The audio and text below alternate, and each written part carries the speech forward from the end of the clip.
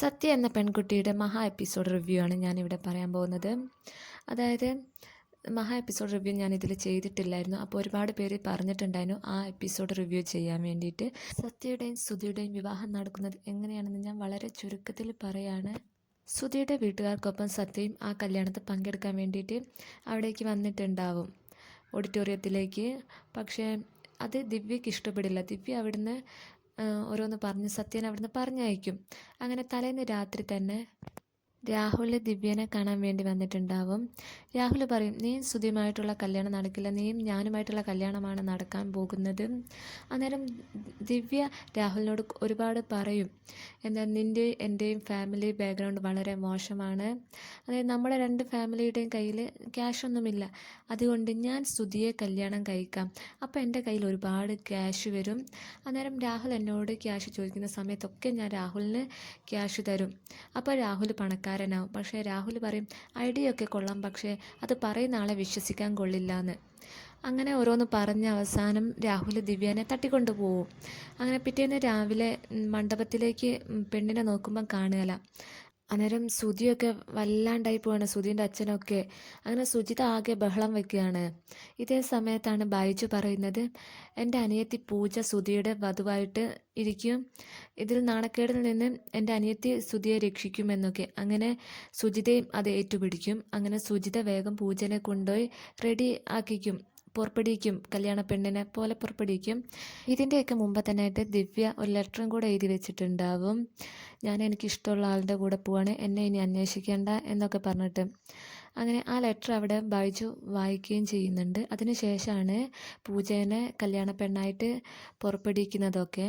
ഇതേ സമയം ശ്രുതിയുടെ അച്ഛൻ തിരുമേനിയോട് ചോദിക്കുകയാണ്, അല്ല തിരുമേനി, ഞാൻ കൊണ്ടു തന്ന 2 ജാതകങ്ങളും നോക്കിയിട്ട് തിരുമേനിയല്ലേ പറഞ്ഞത് ഇവർ തമ്മിലുള്ള വിവാഹം ഉറപ്പായിട്ട് നടക്കുമെന്ന്, എന്നിട്ടെന്താ ഇങ്ങനെയൊക്കെ സംഭവിച്ചത്? അന്നേരം തിരുമേനി പറയാണ്, ആ ജാതകം ദിവ്യയുടേത് തന്നെയാണെന്ന് നിങ്ങൾക്ക് ഉറപ്പുണ്ടോ? അന്നേരം ശ്രുതിയുടെ അച്ഛൻ പറയാണ്, എനിക്ക് ഉറപ്പുണ്ട്, അത് ദിവ്യയുടേത് തന്നെയാണ്.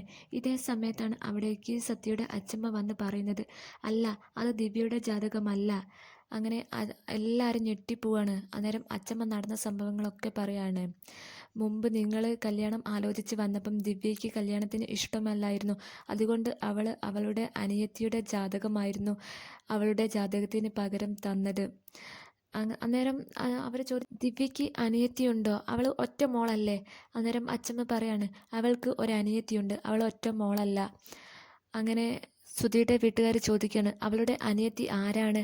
അന്നേരം അച്ഛമ്മ പറയാണ്, അവളുടെ അനിയത്തിയെ നിങ്ങളൊക്കെ അറിയും, നിങ്ങൾ അറിയാത്ത ഒരാളല്ല അവളുടെ അനിയത്തി. അന്നേരം അവർ ചോദിക്കുകയാണ്, അതാരാണ് ഞങ്ങൾ അറിയുന്ന ആള്? അപ്പോൾ അച്ഛമ്മ പറയാണ്, അവളുടെ പേര് സത്യ എന്നാണ്. അന്നേരം അവരൊക്കെ ഒന്ന് ഞെട്ടിപ്പോണ്, സത്യമോ എന്ന് ചോദിക്കുകയാണ്. അതെ. അന്നേരം തിരുമേനി ചോദിക്കുകയാണ്, ആ കുട്ടി ഇപ്പോൾ എവിടെയുണ്ട്? ആ കുട്ടിയെ വേഗം ഇങ്ങോട്ട് കൊണ്ടുവരും, ആ കുട്ടിയെ എന്നിട്ട് പെട്ടെന്ന് കൊണ്ടുപോയി റെഡിയാക്കുമെന്ന്.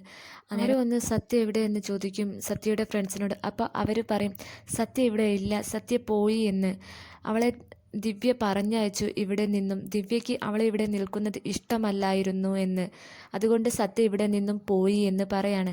അന്നേരം അച്ഛമ്മ പറയാണ്, അവൾ എവിടെയും പോയിട്ടില്ല, അവൾ ഇവിടെ തന്നെയുണ്ട്, സത്യയെ സത്യ എന്ന് വിളിക്കുകയാണ് അച്ഛമ്മ. അന്നേരം സത്യ ഈ പർദ്ദയൊക്കെ ഇട്ട് മുഖമൊക്കെ മറച്ചിട്ട് അവിടെ ആൾക്കാരുടെ ഇടയിൽ ഇരിക്കുന്നുണ്ടാവും. അങ്ങനെ സത്യ അച്ഛമ്മ വിളിച്ചത് കേട്ട് ആ മുഖമൂടിയൊക്കെ മാറ്റി എണീക്കും. സത്യ കരഞ്ഞോണ്ട് ഇങ്ങനെ നിൽക്കുകയായിരിക്കും അവിടെ. അങ്ങനെ അച്ഛമ്മ സത്യനെ മുൻപോട്ട് കൂട്ടിക്കൊണ്ട് വരും. പക്ഷേ സത്യ അപ്പയൊക്കെ കരഞ്ഞോണ്ടായിരിക്കും. അന്നേരം ശ്രുതിയുടെ അച്ഛൻ പറയും, ഇനി എന്താ നോക്കി നിൽക്കുന്നത്, ഇനി ശ്രുതിയും സത്യയുമായിട്ടുള്ള വിവാഹം നടക്കട്ടെ. അന്നേരം സത്യയും ശ്രുതിയും ഞെട്ടിപ്പോവാണ്. അങ്ങനെ സീതയോട് പറയാണ് ശ്രുതിയുടെ അച്ഛൻ, സത്യയെ വേഗം കൊണ്ടുപോയി ഒരുക്കൂ എന്ന്. അങ്ങനെ പക്ഷേ സത്യയ്ക്കും സമ്മതമായിരിക്കില്ല, ശ്രുതിക്കും സമ്മതമായിരിക്കില്ല. സത്യ കുറേ നിഷേധിക്കും അത്. പക്ഷേ അച്ഛമ്മയെ എല്ലാവരുടെയും നിർബന്ധത്തിന് വാങ്ങി സത്യ അവരുടെ കൂടെ ഒരുങ്ങാൻ വേണ്ടി പോകും. അങ്ങനെ ശ്രുതി അച്ഛനെ വിളിച്ചിട്ട് പറയും, എനിക്ക് കുറച്ച് കാര്യങ്ങൾ സംസാരിക്കാനുണ്ട്, വിവാഹത്തെക്കുറിച്ച് തന്നെയാണ് പറയാനുള്ളത് എന്നൊക്കെ. ശ്രുതി അച്ഛനോട് പറയും, സത്യ എൻ്റെ ബെസ്റ്റ് ഫ്രണ്ടാണ്, എനിക്ക് അവളെ അങ്ങനെ മറ്റു രീതിയിൽ കാണാൻ കഴിയില്ല എന്നൊക്കെ. ജീവിതകാലം മുഴുവൻ അവളെൻ്റെ ബെസ്റ്റ് ഫ്രണ്ടായിട്ട് കാണാൻ തന്നെയാണ് എനിക്കിഷ്ടം, അല്ലാതെ മറ്റൊരു രീതിയിൽ എനിക്ക് കാണാനാവില്ല അവളെ എന്നൊക്കെ പറയും. അന്നേരം അച്ഛനും പിന്നെ കുറേ എന്തൊക്കെയോ പറയും. അങ്ങനെ അച്ഛൻ്റെ നിർബന്ധത്തിന് വാങ്ങിയാണ് ശ്രുതിയും ആ കല്യാണത്തിന് സമ്മതിക്കുന്നത്. അപ്പോഴേക്കും പൂജനെ പുറപ്പെടുവിച്ച് ബൈജും സുജിതയും കൂടെ മണ്ഡപത്തിലേക്ക് കൊണ്ടുവരും. ഇത് കണ്ട് എല്ലാവരും ഞെട്ടിപ്പോവുകയാണ്. ഇതേ സമയത്ത് തന്നെയാണ് സത്യേനെയും പുറപ്പെടുവിച്ചിട്ട് മണ്ഡപത്തിലേക്ക് കയറ്റുന്നത്. ഇത് കണ്ട് പൂജയും ബൈജും സുജിതയും വല്ലാത്തൊരവസ്ഥയിലായി പോവുകയാണ്. അങ്ങനെ സത്യ ഈ മണ്ഡപമൊക്കെ വലം വെച്ചതിന് ശേഷം സദസ്സിനെയൊക്കെ വണങ്ങുകയാണ്. എന്നിട്ട് സുധിയുടെ അച്ഛൻ്റെയൊക്കെ അനുഗ്രഹം വാങ്ങുകയൊക്കെ ചെയ്യുന്നു. അതിനുശേഷം മണ്ഡപത്തിൽ കയറി ഇരിക്കുകയാണ്. ഇതൊക്കെ കണ്ടിട്ട് ബൈജും സുജിതയും പൂജയും വല്ലാത്ത ഒരവസ്ഥയിലായി പോവാണ്. പൂജയാണെങ്കിൽ കരയുന്നുണ്ട്. അങ്ങനെ സുധി സത്യയുടെ കഴുത്തിൽ താലി കെട്ടുകയാണ്. ഇങ്ങനെയാണ് സുധിയുടെയും സത്യയുടെയും കല്യാണം നടക്കുന്നത്. ഞാൻ വളരെ ചുരുക്കിയിട്ടാണ് ഇത് പറഞ്ഞത്, വളരെ വളരെ ചുരുക്കിയിട്ടാണ് പറഞ്ഞത്. ഇതിൻ്റെ ഇടയിലൊക്കെ പിന്നെ പറയാനൊക്കെ കുറേ കാര്യങ്ങളൊക്കെ ഉണ്ട്. പക്ഷേ ഞാൻ അത്യാവശ്യം എന്താ പറയുക, പ്രധാനപ്പെട്ട കാര്യങ്ങൾ മാത്രമാണ് ഞാൻ പറഞ്ഞത്.